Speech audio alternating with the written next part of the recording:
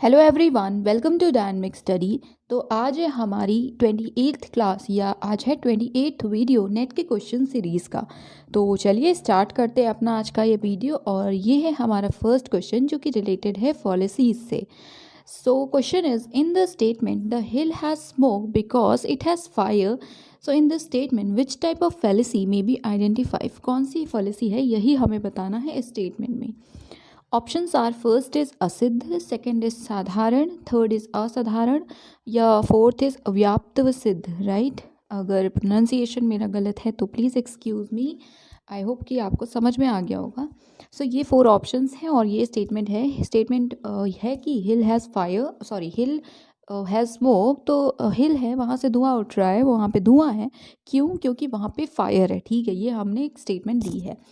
सो अब अगर हम इसके आंसर की बात करेंगे स्टेटमेंट पे बेस, तो यहाँ पे इस स्टेटमेंट में कौन सी पॉलिसी है, तो वो फोर्थ वाली ही है, इट्स व्याप्त व सिद्ध। सो बेसिकली होता क्या है इस वाले में, ये आप स्टेटमेंट से भी समझ सकते हैं। बेसिकली इसमें जो इन्फरेंस निकाला जा रहा है या फिर ये मतलब कंडीशन पे डिपेंड करता है। यूजुअली होना वो चाहिए या वो स्टेटमेंट सही होगी जिसमें कि कोई ऐसी कंडीशन नहीं है जो उसे निगलेक्ट कर सके या उसे नलिफाई कर सके। ठीक है, बट यहाँ पे hill has smoke because it has fire, but may be ऐसा ना हो, मे बी वहाँ पे फायर ना हो। ठीक है, किसी और रीज़न से स्मोक हो, ऐसा भी हो सकता है। ठीक है, तो ये बेसिकली कंडीशनल है, ज़रूरी नहीं है कि ऐसा हो। तो इसलिए ये टाइप जो पॉलिसी है वो ये है। और इससे याद भी रखिएगा कि व्याप्त व सिद्ध वाली पॉलिसी यही होती है। पहले तो ये सभी बेसिकली मिडिल टर्म से ही रिलेटेड हैं, किसी में प्रूव्ड नहीं है मिडिल टर्म, किसी में कॉन्ट्रडिक्ट करेगा। बहुत सारे टाइप्स के पॉलिसीज़ हैं। ठीक है, तो 4th नंबर के पॉलिसी की जब भी बात होगी तो वो इसी चीज़ से रिलेटेड है कि वहाँ पे जो इन्फरेंस है या जो मिडिल टर्म है वो बेसिकली कंडीशनल है। राइट, यूजुअली होना चाहिए अनकंडीशनल कि हाँ वो चीज़ सही है। ठीक है, तभी वो स्टेटमेंट सही है। बट यहाँ पे जो स्टेटमेंट बोली गई है उसका रीज़न कोई और भी पॉसिबल है। सो ये एक कंडीशनल है। राइट, तो आई होप कि अभी क्लियर होगा। और बाकी जो तीनों ऑप्शंस हैं, सो देखिए नाम से थोड़ा बहुत आपको क्लियर हो गया होगा। असिद्ध, साधारण और असाधारण। साधारण में ये होता है कि जो हमने मिडिल टर्म लिया होता है वो मतलब इतना ज़्यादा साधारण, इतना कॉमन होता है, इतना वाइड होता है कि वो नेगेटिव इंस्टेंसेस और जैसे नेगेटिव एग्जाम्पल्स में भी प्रेजेंट होगा और पॉजिटिव एग्जाम्पल्स में भी प्रेजेंट होगा। राइट, तो अब ऑब्वियसली इस सेंटेंस से या स्टेटमेंट में ऐसा नहीं है। ठीक है, यहाँ पे जो हमारा टर्म है चाहे फायर है तो वो एज सच रिलेटेड नहीं है। ठीक है, कहीं भी जैसे नेगेटिव और पॉजिटिव जो एग्जांपल्स होते हैं वो क्या होते हैं अगर एक्सप्लेन किया जाए। सो जैसे नेगेटिव एग्जांपल ये हो गया, अगर हम स्मोक या फायर से रिलेट करें कि जैसे लेक में पानी नहीं होता या लेक में पानी नहीं, आग नहीं होती, वहाँ पे पानी होता है, इस वजह से वहाँ पे धुआं भी नहीं है। राइट, ये हुआ एक negative example, negative instance. But positive में ऑब्वियसली आप किचन का एग्जांपल दे सॉरी मीन किसी भी अलग जगह का एग्जांपल दे सकते हैं कि इस पर्टिकुलर जगह पे भी आग है, वहाँ पे स्मोक होता है, ये पॉजिटिव हुआ। तो अगर हमारा जो मिडिल टर्म है वो इतना कॉमन है, इतना वाइड है, बेसिकली कॉमन नहीं वाइड वर्ड बेटर है, कि वो इतना साधारण है कि वो नेगेटिव इंस्टेंसेस में भी अप्लाई हो सकता है, वहाँ पे भी उसकी प्रेजेंस पॉसिबल है, तो उस केस में साधारण होता है। और असाधारण ऐसा होता है कि आप ऐसा एग्जाम्पल दे रहे हैं जो पॉजिटिव में भी नहीं है और नेगेटिव में भी नहीं है। जैसे स्मोक और फायर में भी आप वो हॉट आयरन बॉल वाला जो आपने पढ़ा होगा बुक्स वगैरह में कि वो भी मेंशन होता है, वहाँ पे फायर है बट स्मोक नहीं उठता। राइट, तो अगर आप ऐसे एग्जाम्पल दे रहे हैं तो उस केस में असाधारण होता है, वो नेगेटिव। आपने ऐसे एग्जाम्पल्स से आप अपनी जो स्टेटमेंट है उसे सही प्रूव करने की कोशिश कर रहे हैं कि वो ना नेगेटिव ही एग्जाम्पल में है ना पॉजिटिव। राइट, एक और एग्जाम्पल इसी का है जो साउंड वाला है, क्लासिक एग्जाम्पल मैं उसे भी कहती हूँ, क्योंकि ये कुछ एग्जाम्पल जो आपको हर बुक्स में मिलेगा, आपको इंटरनेट पे सर्च करेंगे अगर पॉलिसीज उसमें मिलेगा, आपको नेट के पेपर्स में भी इसी से क्वेश्चंस आते हुए मिलेंगे। So sound is eternal because it is produce type की ये जो चीज़ें हैं, ये सारे एग्जाम्पल। सो ये है साधारण मतलब बहुत ही वाइड, नेगेटिव पॉजिटिव दोनों में। असाधारण मतलब ना नेगेटिव में भी मिले ना पॉजिटिव, कंट्राडिक्ट हो जाए। असिद्ध तो हो गया कि अनप्रूव्ड मिडिल है। राइट, वो प्रूव ही नहीं हो सकता। जिसमें कि हम ऐसा एग्जाम्पल या ऐसी स्टेटमेंट पोज कर रहे हैं जो कि खुद ही एक एग्जम्पशन है, ठीक है, और उसका हम सपोर्ट लेकर कोई स्टेटमेंट को सही करने की कोशिश कर रहे हैं, किसी प्रत्यय को, किसी प्रपोजिशन को हम सही प्रूव करने की कोशिश कर रहे हैं ऐसे एग्जाम्पल से, ऐसे स्टेटमेंट से जो कि खुद ही एक एग्जम्पशन है, जिसका खुद ही कोई श्योरिटी नहीं है, तो वो होता है असिद्ध। बट इस स्टेटमेंट में ऐसा कुछ भी नहीं है, ये वाली स्टेटमेंट बिल्कुल भी मतलब पॉसिबल है, सही हो सकती है, हमें पता है, बट इसमें बस थोड़ी सी गलती ये है कि इसमें ऐसी स्टेटमेंट है, इसके हिसाब से हमेशा ऐसा होगा, बट ऐसा पॉसिबल नहीं है, ये भी कंडीशनल है, तो इसलिए यहाँ पे फोर्थ वाली पॉलिसी है। सो आई रियली होप कि आपको क्लैरिटी हो गई होगी थोड़ी बहुत। इन केस आप चाहें तो हमारे वीडियोस विजिट कर सकते हैं, हमारे चैनल पे अवेलेबल हैं, पॉलिसीज से रिलेटेड भी, इंडियन लॉजिक से रिलेटेड भी। सो यहाँ पे जो आंसर होगा वो होगा ऑप्शन नंबर 4, दैट इज अव्याप्त सिद्ध, राइट। अब हम देखते हैं अपना सेकंड क्वेश्चन। सो ये रिलेटेड है कमिटीज से। So which of the following committees और commissions in their report recommended that science education and research should receive high priority to accelerate national economy. तो ये काफ़ी अच्छा क्वेश्चन था। सो ऑप्शंस में जो कमिटीज़ या कमीशंस गिवन हैं वो हैं, सबसे फर्स्ट ऑप्शन है Acharya Narendra Dev committee, second is Mudaliar commission, third is Radhakrishnan commission and fourth is Kothari commission, Kothari आयोग। तो यहाँ पे जिस कमिटी ने ये सजेस्ट किया था, कमीशन है बेसिकली, सो जिस आयोग ने ये रिपोर्ट अपनी दी थी और उसमें रिकमेंड किया था कि साइंस एजुकेशन और रिसर्च जो है हमारा, उसे हमें प्रायोरिटी पे रखनी चाहिए, हाई प्रायोरिटी उसे मिलनी चाहिए, ताकि हमारा जो नेशनल इकोनॉमी है उसमें एक्सेलरेशन आए, ये सारी चीज़ें। तो ये कोठारी आयोग या कोठारी कमीशन की तरफ से बोला गया था, रिकमेंड किया गया था। सो आंसर इज कोठारी आयोग और कोठारी कमीशन, राइट। सो अब देखते हैं अपना थर्ड क्वेश्चन। सो ये अल्फ़ाबेट सीरीज या अल्फ़ाबेटिकल रीजनिंग टाइप का क्वेश्चन है। Question is if the word heart is written as SQPMZ then earth can be written as. So basically आपको हार्ट की जगह कोडिंग लैंग्वेज में किसी कोड में ऐसे लिखा गया है SQPMZ, तो अर्थ कैसे लिखा जाएगा? ऑप्शंस में first is QPMSZ, second is QPMZS, third is QMPSZ and fourth is QMPZS, ठीक है। सो इधर SZ है, इधर ZS है, राइट। सो देखिए इस क्वेश्चन में ये जो हार्ट है और हमें अर्थ का बताना है, तो आपको अच्छे से दिख रहा होगा कि जो अल्फ़ाबेट्स हैं दोनों में बिल्कुल सेम है, बस इसको एक शिफ्ट कर दिया गया इधर उधर, ठीक है। सो HEART, यहाँ पे HEART, राइट।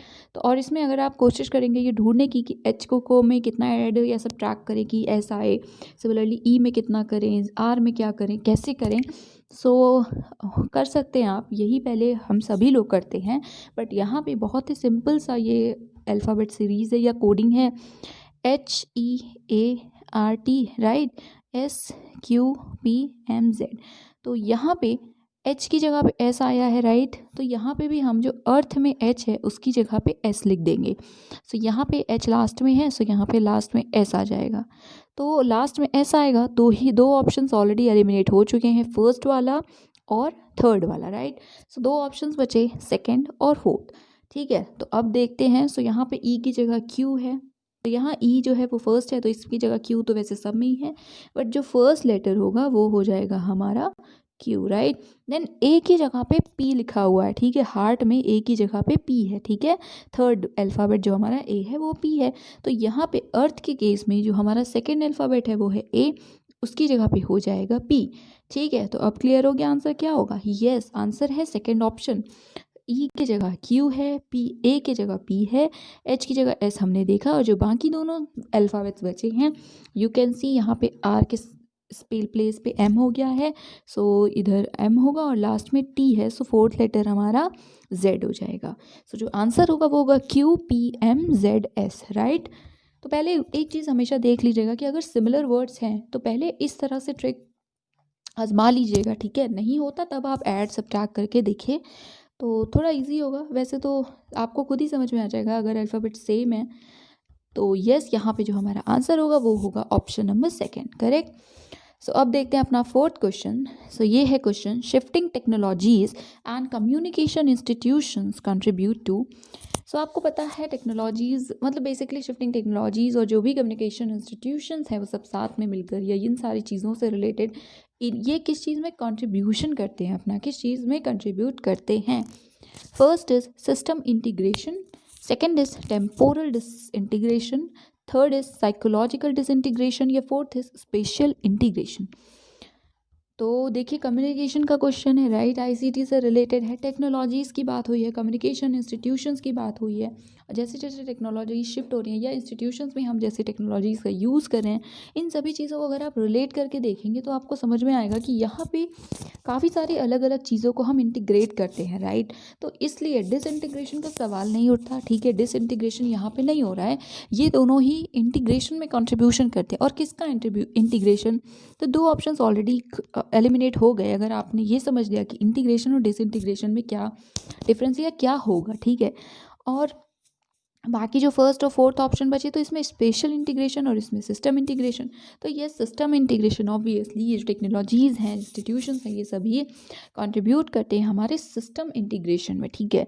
और सिस्टम इंटीग्रेशन यही चीज़ें हैं कि सारी चीज़ों को एक साथ करना या इंटीग्रेट वे में यूज़ करना। और बाकी चीज़ें जैसे कि टेम्पोरल डिसइंटीग्रेशन है, तो बेसिकली आप इसे सर्च भी करेंगे तो आपको मिलेगा कि यहाँ पे बेसिकली पर्सनल लाइफ से रिलेटेड है, किसी ह्यूमन बीइंग से रिलेटेड है। आपको जो काम करना है, जो चीज़ें सोचनी है, उससे आप थोड़ा बहुत डिसइंटीग्रेट हो रहे हैं, उससे डाइवर्ट हो रहे हैं, ठीक है। जैसे गोल से रिलेटेड आपको सोचना है, नेट का आपका पेपर है अगर जून में, आपको वो सोचना चाहिए, बट आप अभी वो नहीं सोच रहे हैं, कुछ और ही सोच रहे हैं। सो ये सारी चीज़ें टेम्पोरल डिसइंटीग्रेशन में आती हैं। और सिमिलरली साइकोलॉजिकल डिसइंटीग्रेशन भी है, ठीक है। साइजोफ्रीनिया आपने सुना होगा, लास्ट ईयर काफ़ी चीज़ें थी न्यूज़ में, तो उससे रिलेटेड है कि भाई साइकोलॉजिकली इश्यूज़ हैं, आप डिसइंटीग्रेटेड हैं, आप वैसा ही मेंटल थोड़ा सा डिस्टर्ब होना, ठीक है। Disturb in the sense negative sense में, आई एम नॉट सेइंग कि काम ना करना, बट इट्स लाइक थोड़ा सा डाइवर्ट होना ये भी है। बट थोड़ा डिफरेंस ये है कि टेम्पोरल में आप ऐसा इलनेस या इतना कुछ सीवियर नहीं होता, बट अब साइकोलॉजिकल में थोड़ा सा प्रॉब्लम होती है, राइट। उसके बाद सिस्टम इंटीग्रेशन, मैंने बोला ही कि सिस्टम इंटीग्रेशन में बेसिकली आप डिफरेंट डिफरेंट कंपोनेंट्स होते हैं, डिफरेंट टेक्नोलॉजीज़ चाहे बोलिए चाहे इंस्टीट्यूशन, तो बेसिकली काफ़ी सारे कंपोनेंट्स होते हैं, उन्हें इंटीग्रेट करना, उन्हें एक साथ करके उसे यूज़ करना इंटीग्रेटेड वे में, राइट। तो इसमें ये होता है बेसिकली स्पेशल इंटीग्रेशन में कि स्पेस से रिलेटेड आप कह सकते हैं। सो इसमें जैसे आप किसी सिटी या कुछ प्लान कर रहे हैं, राइट, तो उससे रिलेटेड जितने भी एस्पेक्ट्स हैं, जितने भी कंपोनेंट्स हैं, आप उन सभी को एक साथ करके इंटीग्रेट करके कुछ प्लान कर रहे हैं, कुछ कर रहे हैं, ये सारी चीज़ें, ठीक है। तो वो स्पेसिफिकली टेक्नोलॉजी से, शिफ्टिंग टेक्नोलॉजी या फिर कम्युनिकेशन इंस्टीट्यूशन से रिलेटेड नहीं होता है। ये जनरल किसी चीज़ की प्लानिंग है फॉर डेवलपमेंट वर्क और समथिंग, उससे रिलेटेड होता है, जिसमें आप डिफरेंट डिफरेंट एस्पेक्ट्स को, जैसे पॉलिटिकल कुछ है एस्पेक्ट, कुछ इकोनॉमिक होगा, कुछ हमारा और होगा, जोग्राफिक होगा, कल्चरल होगा, ये सारी चीज़ों को आप इंटीग्रेट करके पढ़ रहे हैं या कुछ भी प्लान कर रहे हैं, तो ये सारी चीज़ें, राइट। सो यहाँ पे जो आंसर होगा वो होगा हमारा first option, that is system integration. Clear है। सो अब देखते हैं अपना लास्ट क्वेश्चन। सो ये क्वेश्चन है क्रोनोलॉजी से related. So question number 5 is the chronological sequence in the development of communication system is. Communication system जैसे जैसे डेवलप हुआ है, जैसे जैसे उसका एवोल्यूशन हुआ है, तो उसे क्रोनोलॉजी में लगाना है, ठीक है। तो 5 स्टेटमेंट्स या 5 जो हमारे पॉइंट्स हैं वो हैं, सबसे पहले है कम्युनिकेशन के मेथड्स हैं। फर्स्ट या A is emergence of language, B is cave paintings, third is interpersonal communication, वो भी verbal, D is appearance of printing technology, और ई इज़ टेलीकॉम या टेलीकम्युनिकेशन सिस्टम। सो ऑप्शंस में first is A B C E D, second is B E D C A, third is C D E A B, and fourth is B A C D E, right। so ये options हैं।